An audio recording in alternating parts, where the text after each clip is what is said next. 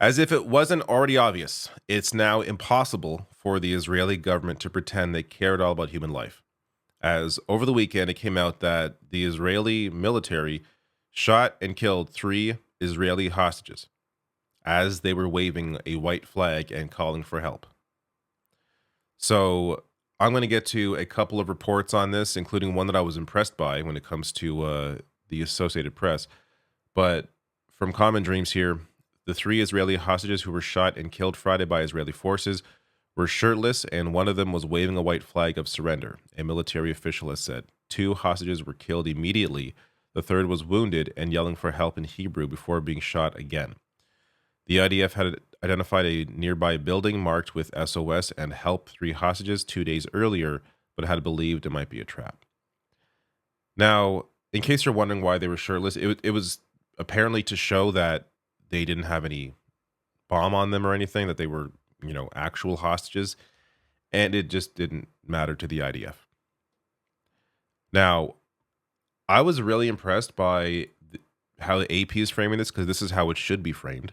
In Israel's killing of three hostages, some see the same excessive force directed at Palestinians.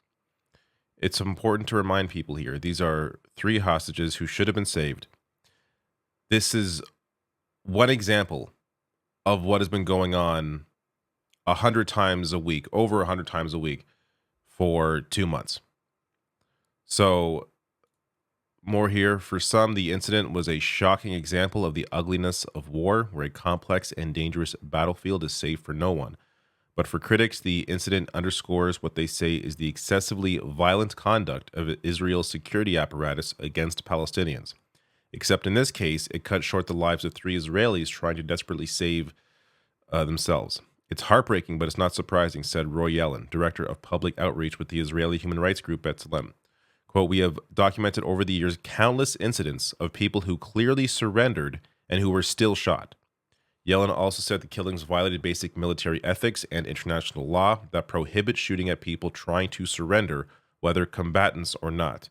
But he said it was part of a long trend of largely unpunished excessive force that in recent weeks has ensnared Israelis themselves. So this has been going on, of course, for years. Usually, it's Palestinians who are the target. Here, we have to assume the IDF thought they were Palestinians, because otherwise I would think that they would try and save them. But it just goes to the point of how much the Israeli government and how much the IDF, they just completely disregard human life. And this doesn't really need all that much explaining. I'm going to show this again. I show it all the time. This is the death toll between Israelis and Palestinians over the last 15 years.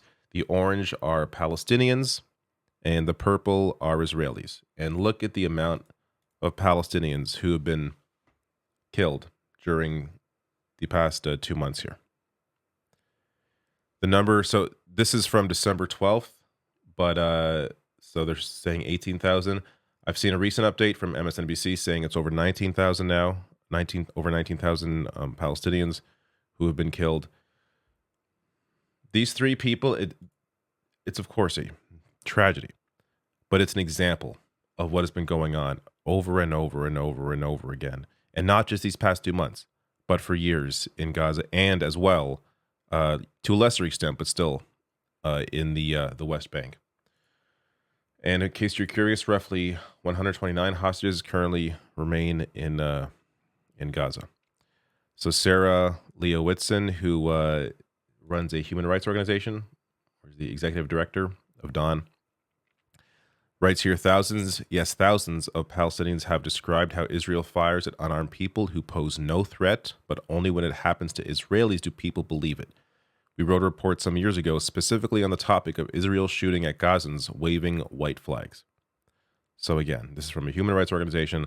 They've documented this closely, and now that it's happened to three Israelis, more people are willing to actually believe it. And on this death toll, it's also worth pointing out that about half of them are children, because the population in Gaza, 47% are under 18 years old. For a variety of reasons, life in Gaza is hard to say the least. There's a lack of water, a lack of food, and that was before these past couple of months. So it's gotten even worse. A lack of medicine, lack of healthcare. And when you indiscriminately drop bombs on a densely populated area like Gaza, you're bound to hit a lot of children in the process. Asal Rad shared this, and I think it's just a great example of what's going on.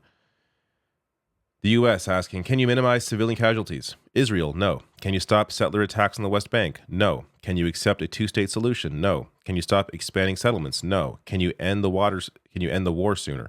No. Okay, here's billions of dollars. All of these, and I've mentioned this before in other videos, but all of these I call them soft asks because there's no hard line to them. There's no consequences for disobeying. But all these asks from Secretary Blinken or Joe Biden to Israel, they don't mean anything. It's pure politics. It's showing, oh yes, of course we care about civilian lives. But you just asking Israel to do these things doesn't mean you actually care. There has to be some real weight behind the asks. Unless there is the billions of dollars at stake, why would Israel bother to listen?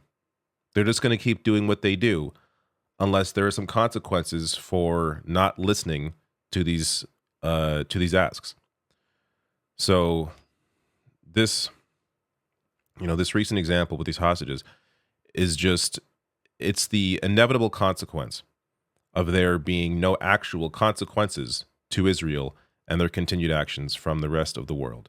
When you have allies like the US and the UK who do not care at all what you do and show that there's not going to be any consequences for you breaking international law again and again, why is Israel going to stop?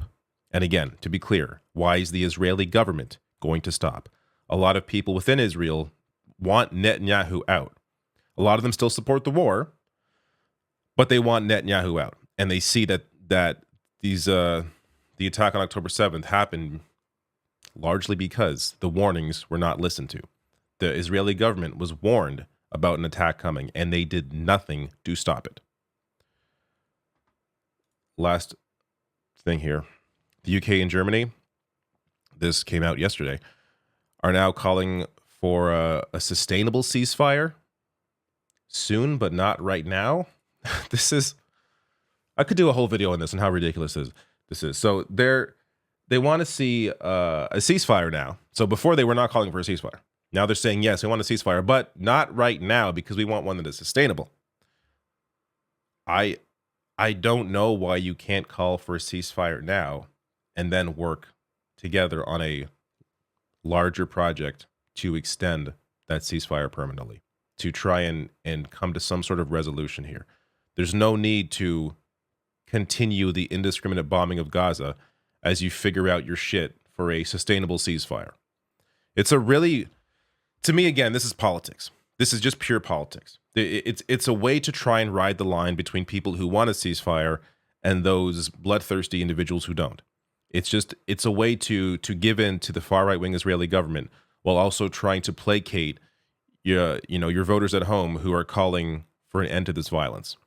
It's politics and it's disgusting.